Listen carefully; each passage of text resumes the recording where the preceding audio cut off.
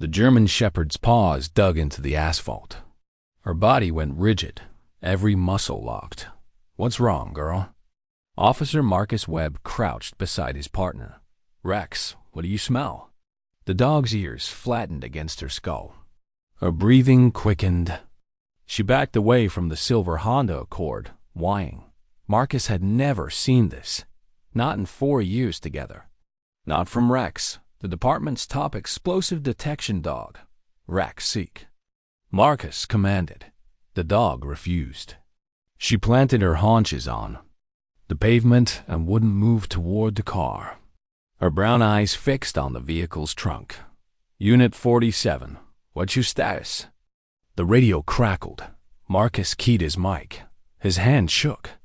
"Dispatch, I need bomb squad at Miller and 3rd. Something's off." "Copy. ETA 20 minutes. 20 minutes. The chief would ask questions Marcus couldn't answer. Why did you trust the dog over procedure? Rex's growl grew deeper, lower, more urgent than any sound Marcus had ever heard from her.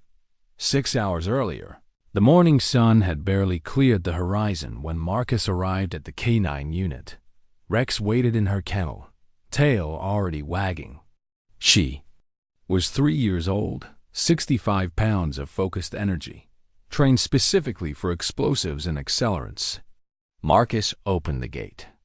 Rex bounded out, immediately checking his pockets for treats.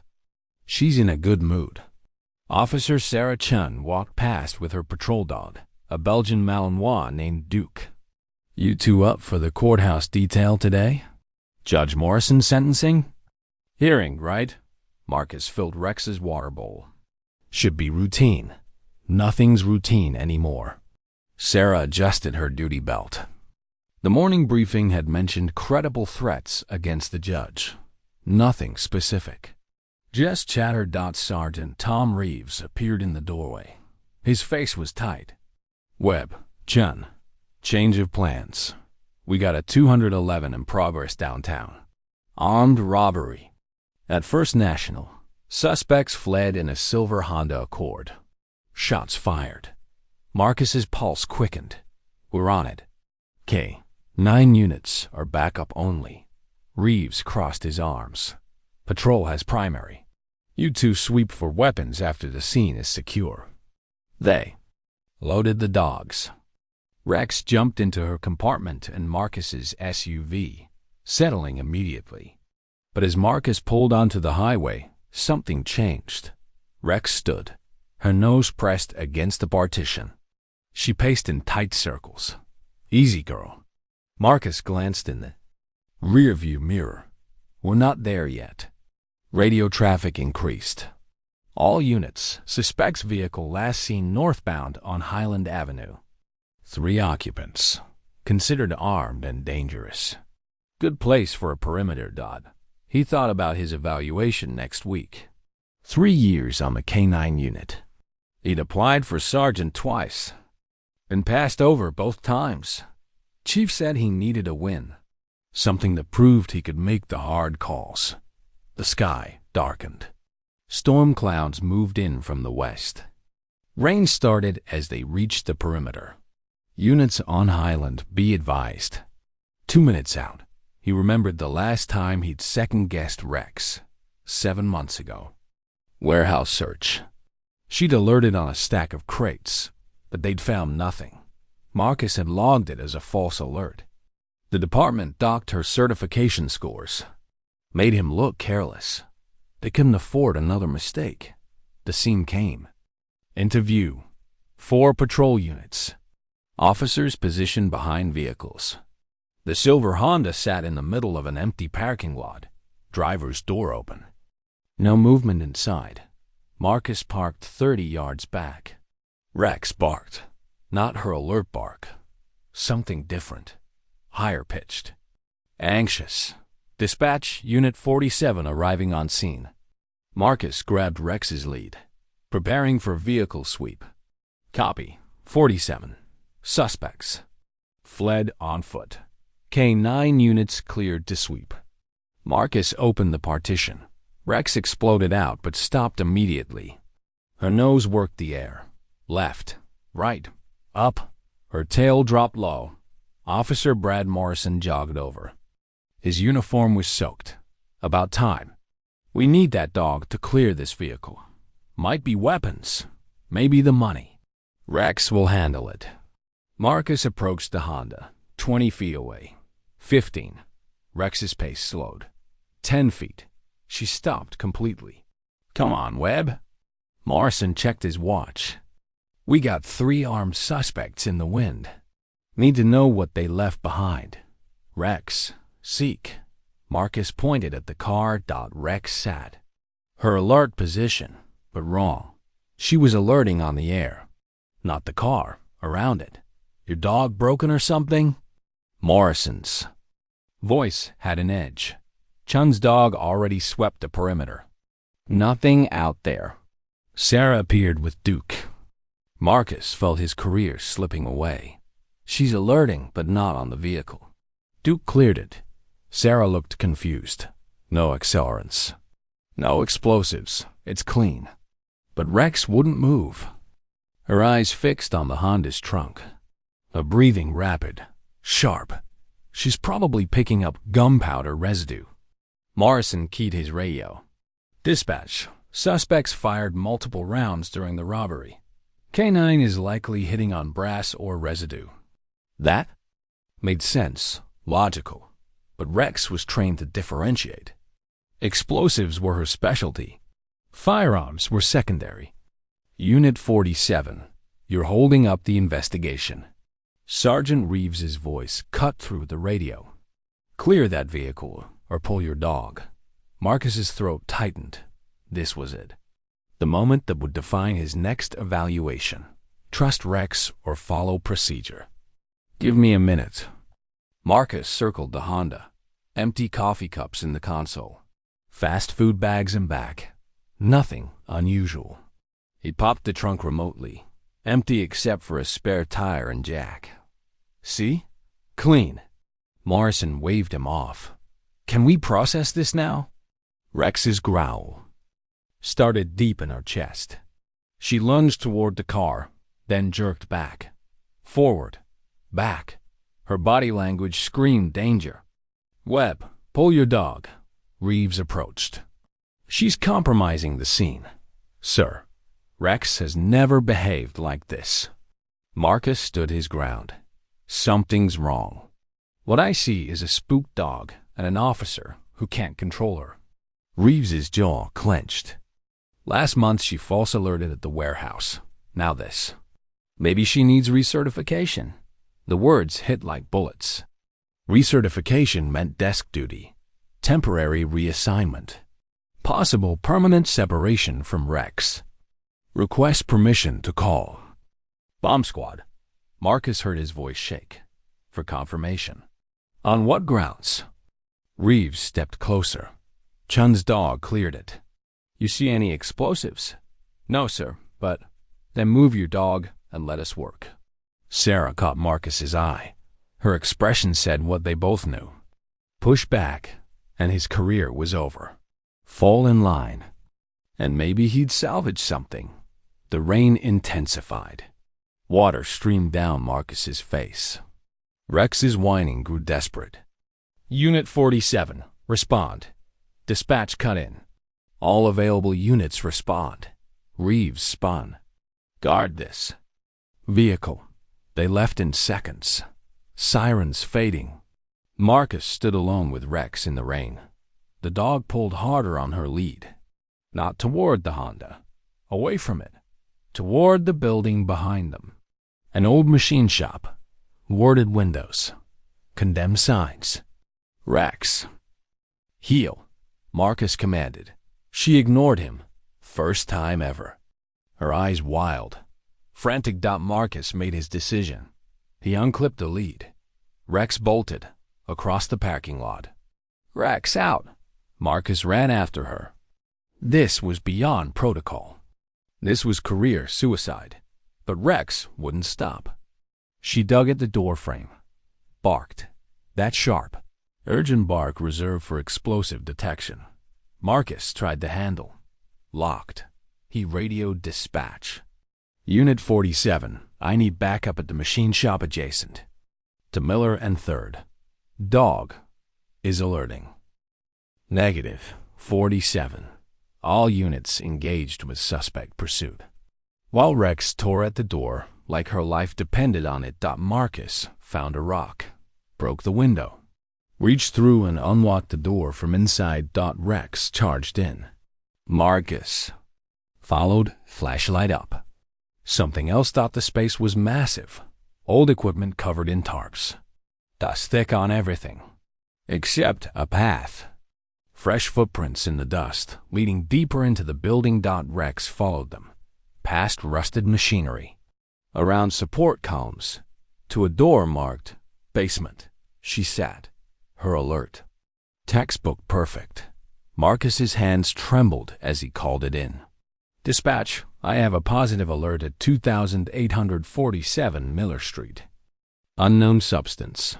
Request bomb squad and backup. Copy. 47. Bomb squad ETA 18 minutes. Marcus stared at the basement door, at Rex sitting perfectly still, and his career hanging by a thread. He heard something, faint, rhythmic, coming from the low. Beeping. His blood turned cold. Rex had been right. From the beginning, the car was never the target. He radioed again. Dispatch, expedite that bomb squad. I have electronic signatures. Possible device. All units, be advised. Unit 47 has possible explosive device at Miller and 3rd area.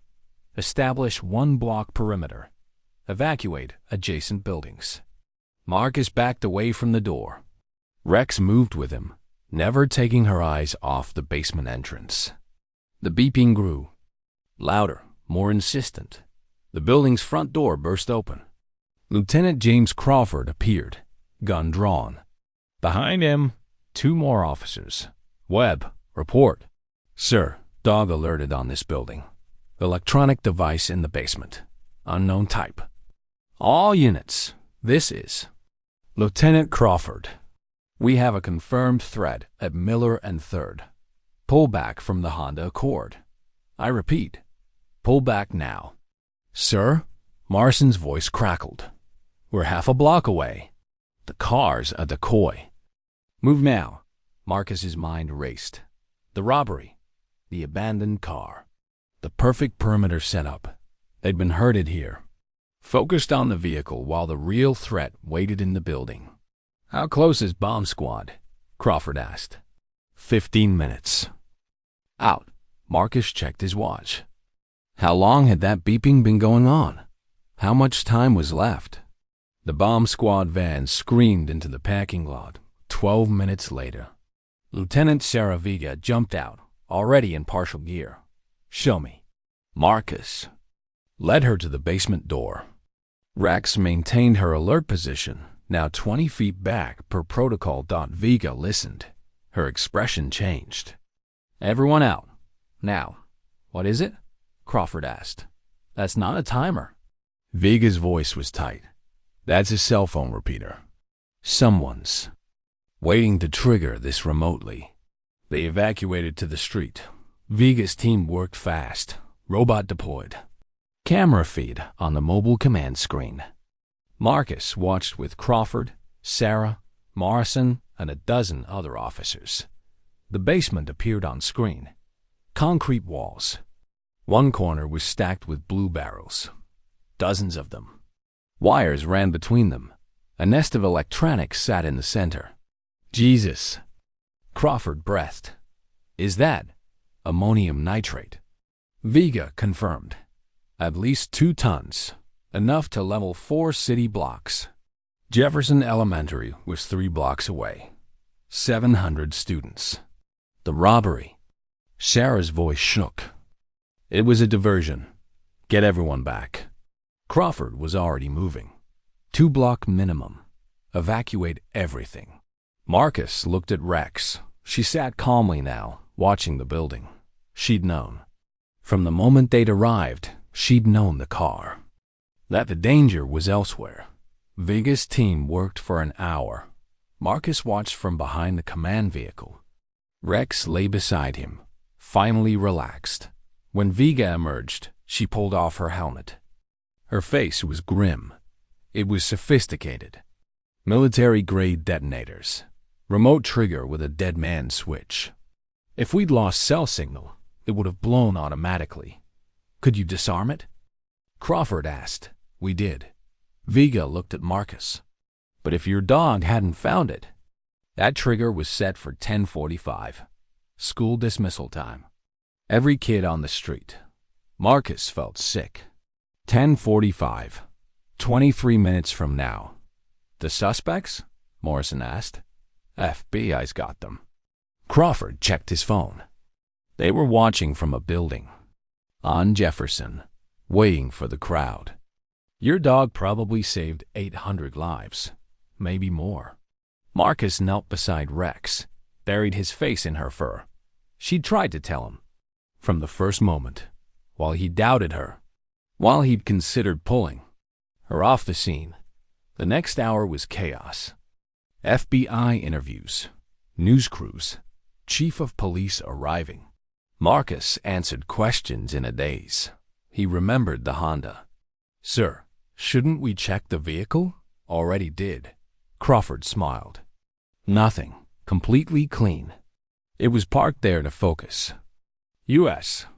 Keep us in the kill zone while they armed the device. But Rex alerted near it. Your dog wasn't alerting on the car. Vega appeared beside them. She was alerting on the chemical signature in the air. Ammonium nitrate has a distinct smell. Humans can't detect it at distance. But a trained dog? She looked at Rex with respect. She probably caught it the moment you arrived. Tried to track it to the source. Marcus thought back. Rex's behavior. In the vehicle. Her anxiety at the scene. Her refusal to approach the Honda. She hadn't been wrong or spooked. She'd been working the warehouse last month. Marcus looked at Reeves, who'd returned from the school evacuation. Rex alerted on those crates. Reeves's expression shifted. We found nothing. Did you check if anything had been there before? Marcus felt pieces clicking together. But he stood beside Rex as the chief addressed the cameras. Thanks to the quick actions of Officer Marcus Webb and K9 Rex, a catastrophic attack was prevented today. Their dedication to duty and trust in their training saved countless lives. K9 Bay, you did good today. She scratched Rex's ears. Almost gave up. But you didn't. Sarah met his eyes. That's what matters. Sergeant Reeves appeared. He looked uncomfortable. Webb, got a minute? They stepped into the hallway. Reeves held a folder. The warehouse from last month. I pulled the full investigation. Suspect fled. Nothing reported stolen. Let me guess. Marcus's throat was tight. The warehouse was used to store agricultural chemicals. Reeves nodded slowly. Ammonium nitrate. 2 pallets. Moved out before we arrived. Marcus felt vindication and anger war in his chest. Rex was right then too. Yes, Reeves's voice was formal. I'm recommending her for department commendation and removing that false alert from her record. I should have trusted your assessment. After Reeves left, Marcus returned to Rex. She was eating dinner, unconcerned with medals or recognition, just happy to have food and her partner nearby. I'm sorry, I didn't listen. Rex wagged her tail, licked his hand through the bars. The next morning, Chief Martinez called Marcus to his office. The sergeant's exam results sat on the desk. You passed. Martinez smiled. Top of your class. But I'm not promoting you yet. Marcus's heart sank. Even after yesterday. I'm sending you to the FBI's Advanced Canine Handling course. 6 weeks at Quantico. Martinez leaned back. Then you'll make sergeant. Lead the K9 unit. We need handlers who trust their dogs, who understand what they're telling us. 3 months later, Marcus stood in formation. Rex sat beside him, a new medal on her collar. The ceremony was brief. Commissioner's Award for Valor, presented to both of them. The investigation had revealed a network. The bank robbery was cover for the real target. The machine shop bomb would have killed hundreds during school dismissal, created chaos, allowed for secondary attacks downtown. Rex's alert had broken the chain, saved 847 people, according to the final count. Last month, she helped certify 3 new explosive detection dogs. The department keeps her warehouse alert in training materials, a lesson in reading your dog, trusting their nose over human assumptions. Statistics show canine units prevent an average of 300 incidents annually nationwide. False alerts are less than 2% when handlers properly read their dogs. Marcus learned the hardest way. Almost lost Rex's trust. Almost let hundreds die because he doubted what she was telling him. People ask if I was scared that day. Marcus told the academy class last week. Rex lay at his feet, gray starting to show in her muzzle. Truth is, I was terrified. Not of the bomb, of being wrong. Of ending my career over a dog's instinct.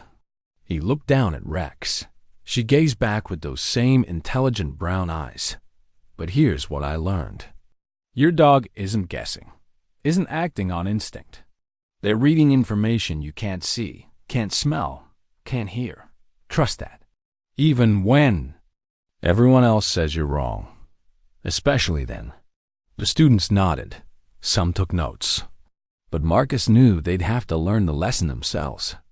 Have to face that moment when their career hung on trusting their partner. He just hoped they'd make the right choice faster than he did. Rex yawned, stretched, ready for whatever came next. Still serving, still protecting, still the best partner Marcus ever had.